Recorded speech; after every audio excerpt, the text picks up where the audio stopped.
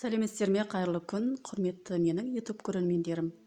Бүгін мен сіздерге 5 минутта дайындалатын таңғы асын дайындалу жолын көрсететін боламын. Алдымен менің каналыма подписаться етіп, лайк басып, комментарий қылыңыздар. Бутербродтың начинкасына кез келген нанды қолдансаңыздар болады. Бөлке нан бола ма, үйіңізде тандыр нан бола ма, батон нан бола ма, кез келген нанды. Мен өзім үйімде осындай бір бөлке нанды тауып алдым да, содан таңғы ас дайындауды ойластырдым. Осылайша нанымызды кесіп аламыз. Мен видеода қалай кестім, дәл солай кесесіздер. Осылайша нандарымызды бірінен кейін бірін кесіп дайындап аламыз.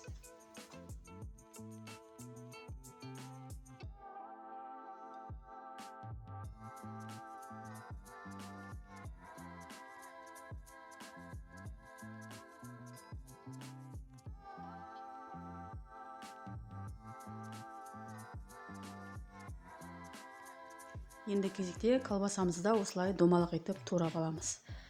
Үйіңізде колбаса болмаса, сыр қосып дайындасаңыздар да болады. Енді біз кесілген нандарымыздың ортасына колбасаларды осылай бірінен соң бірін қойып дайындап шығамыз.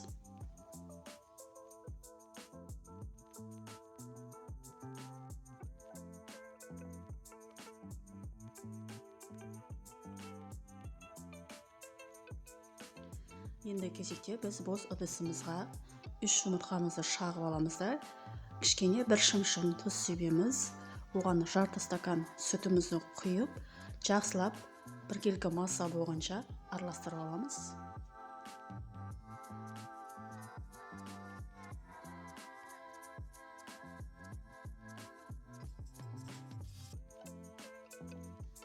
Сковородкамызды орташа отта қыздырып аламыз да, кішкене ғана май құямыз. Көп май құюдың керек жоқ, кішкене ғана май жеткілікті. Одан кейін біз бутербродтарымызды жұмыртқаға салып, екі жағын бірдей етіп қызартып пісіріп аламыз.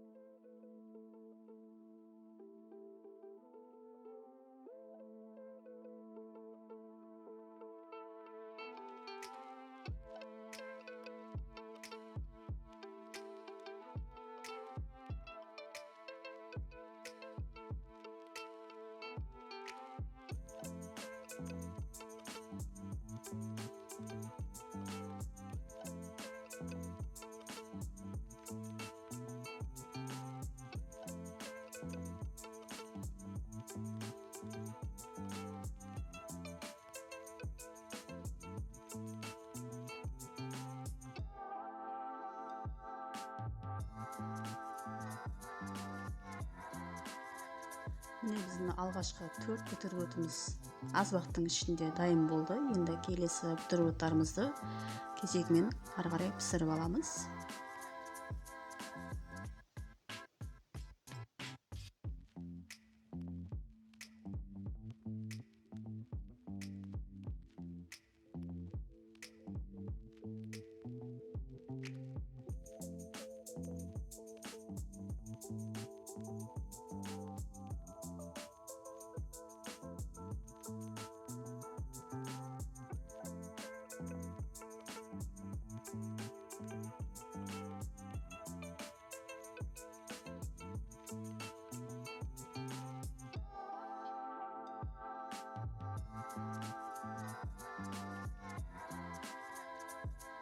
Құрметті менің YouTube көрермендерім, менің дайындаған таңғы асым сіздерге ұнаса, сіздер де үйлеріңізде жасап көріңіздер.